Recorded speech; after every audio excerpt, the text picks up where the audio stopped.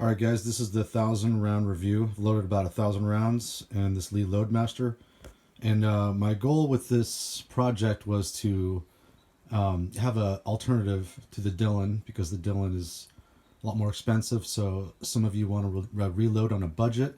So I purchased all the possible upgrades, and it's still cheaper than a Dillon 750. So we have the inline fabrication roller handle,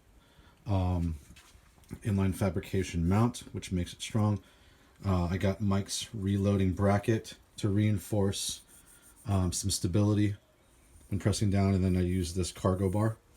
I did some DIY stuff, so I drilled a little hole right here to insert an LED light, and I got another LED that's magnetically attached here, and they're split going to this power supply right here. Then I have a cool Gatling bullet feeder, and I'll put the links for these in the description. And this has 6 tubes, holds about 140 bullets. Have Lee's auto drum, which I prefer over the auto disc, and the case collator. Got this cool little plastic mod which keeps it together pretty well. And I think that's it. Oh yeah, I got these 3D printed also plastic, because you're going to remove a lot of the casings from these 2 stations. So yeah, we have the primer LED check, we have a powder LED light, the bracket, the ultra mount, the Gatling bullet feeder, and the auto drum, and still cost a total of less than a stock Dillon 750, and still loads pretty fast when everything's all set up. And you know, you do have to tune this thing, so it's like a musical instrument. Once you get it tuned though, you know, it works really well.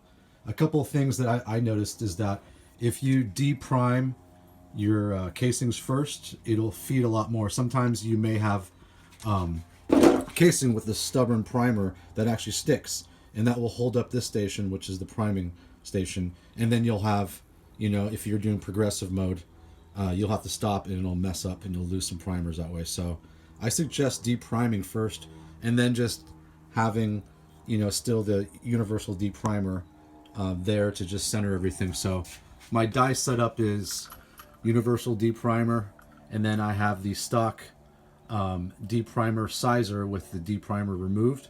That centers the casing, so when you prime it, it's nice and stable. Then we have the powder drop, and it flares so we can seat the bullet. And the bullet seating die is also 3D plastic or polymer printed. And then finally we have the bullet seater and crimper. And this for me works really well, and it's been great so far. So let's get loaded. So the press runs really well once you get everything tuned. And by tuned, I mean each die is functioning correctly. And the biggest problem that everyone seems to have is the primer feed issue. So I found that doing a couple things to the primer feeder itself helps a lot.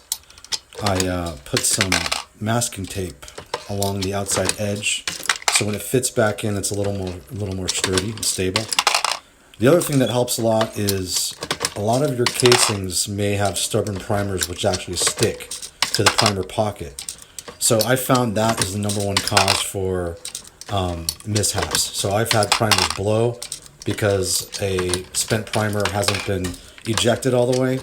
So I've had to deprime all the cases first, and if I do that, I have a 100% success rate with the primers. So I suggest depriming first.